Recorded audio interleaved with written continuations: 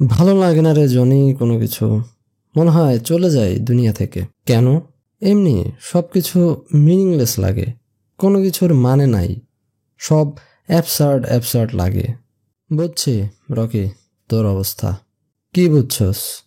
তুই কামুর ফাঁদে পড়ছস। কি কি কি কইলি? আয় রকি, তোর এই অসুখের উৎপত্তি, ইতিহাস আর মানে কি এটা বোঝাই। হ্যালো আমার ভাই ও বোনেরা, আমরা এখন এমন একটা সময়ে বসবাস করতেছি, এতে করে রকির মতো আমরা সবাই কামুর ফাঁদে আক্রান্ত।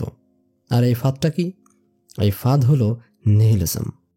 কিন্তু এটা কি আসলেই ফাঁদ, নাকি এটা আমাদের জীবনের গ্রেটেস্ট জার্নির টার্নিং পয়েন্ট? সেটা নিয়েই আজকে একটু আলোচনা করব। কোনো কিছুরই কোনো অর্থ নেই। আমাদের নিত্যদিনকার কথাবার্তা, মিমস, সোশ্যাল মিডিয়া, নিশিরাতের জাগরণে, শয়নে স্বপনে, এমনকি হস্তমৈথুনেও এই ভাইব চোরা ভূতের গলির মতো আমাদের আত্মার সফট টিস্যুতে ইস্যু হয়ে ঢুকে গেছে। নিহিলিজম আসলে কি? কোথা থেকে এর উৎপত্তি? কেনই বা আমাদের জেনারেশন এটা নিয়ে এত তোলা?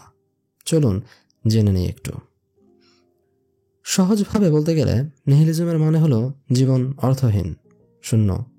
এটা নৈতিকতা, ধর্ম থেকে শুরু করে খোদ অস্তিত্বকে পর্যন্ত প্রশ্ন করে। মূলত এর জিজ্ঞাসা হলো, এসবের অর্থ কি আসলে? এসব দিয়ে কি হবে? এগুলোর কি আদৌ কোনো মানে আছে? এটা এমন এক অবস্থা যেখানে এসে ব্যক্তি তার অস্তিত্ব ও তার আশপাশে থাকা প্রতিষ্ঠিত মতাদর্শ, নীতিনৈতিকতা, ধর্ম ইত্যাদির কোনো মানে খুঁজে পায় না এবং এক শূন্যতার মাঝে নিমজ্জিত হয়। তবে এটা কেবল কোনো মানে খুঁজে না পেয়ে দিশেহারা হয়ে অন্ধকারে খাবি খাওয়া নয়, বরং এটা এর চেয়েও আরও জটিল ও প্যাঁচালো একটি বিষয়। নিহিলিজম ধারণাটির প্রসার লাভ ঘটে 19 শতকের রাশিয়াতে। নিহিলিজম শব্দটি এসেছে ল্যাটিন নিহিল তথা শূন্যতা বা কিছুই না থেকে। প্রাচীন গ্রিক দর্শনেও কিছুটা নিহিলিস্টিক চিন্তার সন্ধান পাওয়া যায়। যেমন সক্রেটিস পূর্ব প্রাচীন সোফিস্ট দার্শনিক গর্জিয়াস বলেন, কিছুই অস্তিত্বশীল নয়। যদি কিছু থাকে তবে তা বোঝা যায় না, যদি তা বোঝা যায় তবে তা অন্যকে ব্যাখ্যা করা যায় না। নিহিলিজম ধর্ম, অথরিটি ইত্যাদির দ্বারা প্রতিষ্ঠিত গতানুগতিক ঐতিহ্যগত মূল্যবোধকে অস্বীকার অর্থে শুরুর দিকে ব্যবহার করা হয়। 1860-এর দশকে রাশিয়ায় নিহিলিজম রাজনৈতিক আন্দোলনের রূপ নিয়েছিল। ইভান তুর্জিনেভের উপন্যাস ফাদার্স অ্যান্ড সন্সে নিহিলিস্ট শব্দটি প্রথম জনপ্রিয় হয়। তার এই উপন্যাসের বাজারফ নামক একটি চরিত্রকে সরাসরি সামাজিক মূল্যবোধকে প্রত্যাখ্যান করতে দেখা যায়। তারপর আমরা এই ধারায় দেখতে পাই ফ্রেডরিক নিটশেকে। কারো কারো মতে তিনি হলেন চূড়ান্ত রকমের নিহিলিস্ট। অবশ্য নিটশে জীবনকে কেবল অর্থহীন বলেই থেমে যাননি। তিনি আমাদেরকে বলেন যে যদি জীবনের কোনো অন্তর্নিহিত অর্থই না থাকে, তাহলে আমাদের নিজেদেরকেই এটা তৈরি করে নিতে হবে। এখানে এসে আমরা তার মুখ দিয়ে উচ্চারিত হতে শুনি গড ইজ ডেড, এই বাক্যটি। তিনি এই কথার মাধ্যমে ধর্মকে নাকচ করে দেননি, বরং তিনি আমাদেরকে এটার দিকে ইশারা করেছেন যে কিভাবে আধুনিক সমাজ ধর্মীয় মূল্যবোধগুলো থেকে দূরে সরে যাচ্ছে এবং আমাদেরকে এক উদ্দেশ্যহীন অবস্থার মাঝে ফেলে দিচ্ছে। নিহিলিজমের যাত্রায় অন্যান্য দার্শনিকরাও সামিল হয়েছেন। সোরেন কিয়েরকেগার্ড এই অস্তিত্বজাত সমস্যা থেকে উত্তরণের জন্য আমাদেরকে আপন আপন সিদ্ধান্ত নেবার দিকে ধাবিত হতে বলেন। আলজেরিয়ান দার্শনিক আলবেয়ার কামু জীবনের এই অ্যাবসার্ডিটি দেখে একে মেনে নিয়ে আনন্দপূর্ণভাবে বেঁচে থাকার কথা বলেন। এমনকি তিনি এই জীবনকে সিসিফাসের জীবনের সাথে তুলনা করেন। এই সিসিফাসের কাজ হলো একটি গোলাকার পাথর খণ্ডকে গড়িয়ে গড়িয়ে উপরে তোলা, এরপর আবার সেটা গড়িয়ে নিচে নেমে এলে তাকে আবার গড়িয়ে গড়িয়ে ওপরে তোলা। এই চক্রাকার অনন্তকালের অ্যাবসার্ডিটি সত্ত্বেও কামু বলেন, one must imagine Sisyphus happy, অর্থাৎ শত সংগ্রামের মাঝেও সিসিফাসকে হাসি খুশি থাকতে হবে, এছাড়া আর কিছু করার নেই।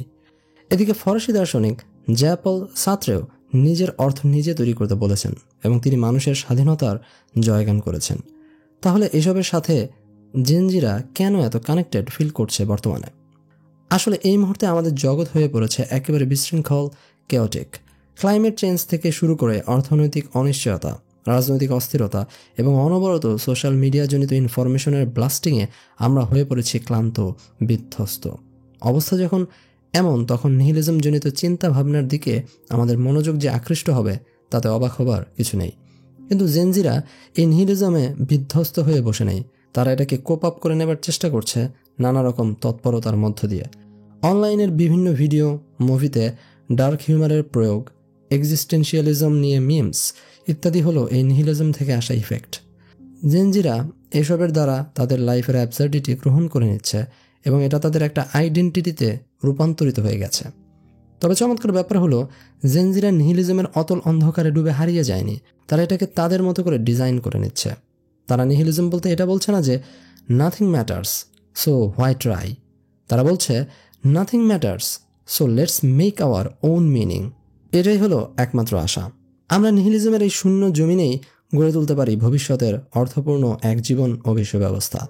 এই জন্য জেনজিরা ক্লাইমেট চেঞ্জ থেকে শুরু করে মেন্টাল হেলথ, রাজনৈতিক অব্যবস্থাপনা ইত্যাদি বিষয়ে পূর্ব জেনারেশন থেকে অনেক বেশি সচেতন। কেউ এসে আমাদের জীবনের মানে নির্ধারণ করে দিবে, এটা আমরা আর এখন চাই না। আর ভুলে গেলে চলবে না, লেখক ও দার্শনিকেরা এখনও আমাদেরকে প্রভাবিত করে চলেছেন।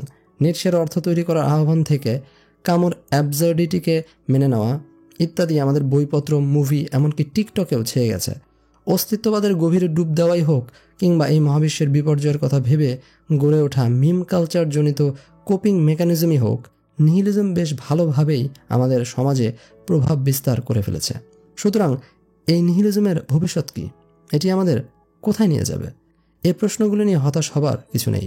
নিহিলিজমকে আমরা বিষণ্ণতার মাধ্যম হিসেবে না দেখে স্বাধীনতার একটি এমটি স্লেট হিসেবে দেখতে পারি, যেখানে আমরা নির্মাণ করতে পারবো আগামীর সোনালী ভবিষ্যৎ। নিহিলিজমের ফাঁকা ময়দান আমাদেরকে সব কিছুর ওপর প্রশ্ন করার স্বাধীনতা দেয় ও নিজের উত্তর নিজে খুঁজে পেতে সাহায্য করে। জীবনের চরম সত্য আছে কিনা নিহিলিজম সেটার উত্তর না দিলেও এটি আমাদেরকে তা অন্বেষণের সুযোগ করে দেয়, আর এখানেই এর সার্থকতা। দিন শেষে নিহিলিজম কেবল একটি দর্শন হয়ে নয়, বরং এই অনিশ্চিত ও বিশৃঙ্খল জীবনের একটি কোপিং মেকানিজম ভিত্তিক যাপন পদ্ধতি হয়ে দাঁড়িয়েছে জেনজিদের কাছে। আশা করা যায় আমরা এই শূন্যতাকে পূর্ণতা এবং বিশৃঙ্খলা ধ্বংসলীলাকে শৃঙ্খলা ও সৃষ্টিশীলতার দিকে নিয়ে যেতে সক্ষম হব। এটাই হয়ে উঠুক আমাদের উদ্দেশ্য।